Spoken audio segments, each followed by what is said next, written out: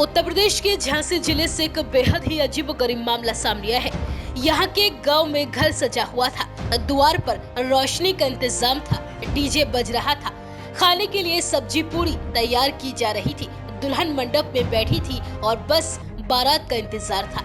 लेकिन बारात से पहले दो अन्य महिलाएं पहुंच गई और दोनों महिलाओं ने ये कहना शुरू कर दिया कि जो दूल्हा बारात लेकर आने वाला है वह पहले से ही हम दोनों से शादी कर चुका है। दो पत्नी होने के बावजूद वह तीसरी शादी करने की तैयारी में है।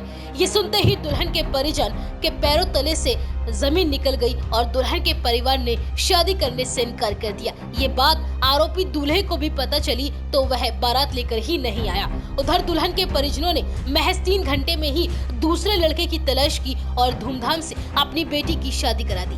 दरअसल ये पूरा मामला समथर थाना क्षेत्र के बसाबोई गाँव का है। यहाँ जालौन के ऐट के रहने वाले जितेंद्र की पहली शादी विनीता के साथ हुई थी। पहली पत्नी विनीता ने बताया कि 11 फरवरी 2014 में उसकी शादी जितेंद्र से हुई थी। उनकी 2 बेटियां हैं। शादी के बाद पति से मनमुटाव हो गया। इसके बाद छोटी बेटी को लेकर वह मायके में रहने लगी और बड़ी बेटी पति के पास थी। शादी के 7 साल बाद जितेंद्र ने हमीरपुर के राठ के जिगनी गाँव की रहने वाली पूजा से दूसरी शादी कर ली। पूजा ने बताया कि मेरा जब जितेंद्र से रिश्ता पक्का हुआ था तो उसने बताया कि मेरी पहली पत्नी की मौत हो चुकी है और हमारी बस एक बेटी है, इसलिए मैंने और परिवार ने रिश्ता तय कर लिया था और मेरी भी एक छोटी बच्ची है। पति से विवाद होने के बाद मैं अपनी बेटी को लेकर मायके चली गई थी और वहीं रह रही थी।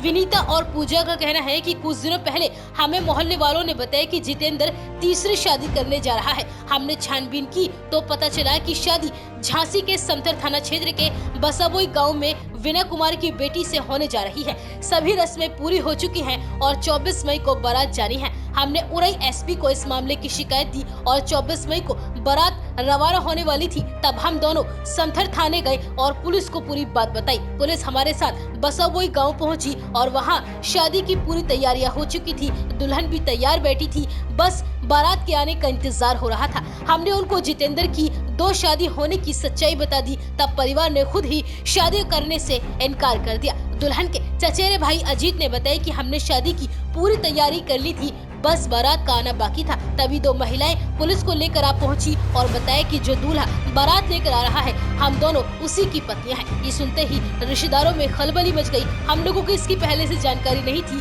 वो धोखा देकर तीसरी शादी करने जा रहा था। फिलहाल पुलिस ने आरोपी दूल्हे के खिलाफ मुकदमा दर्ज कर लिया है और उसकी तलाश की जा रही है।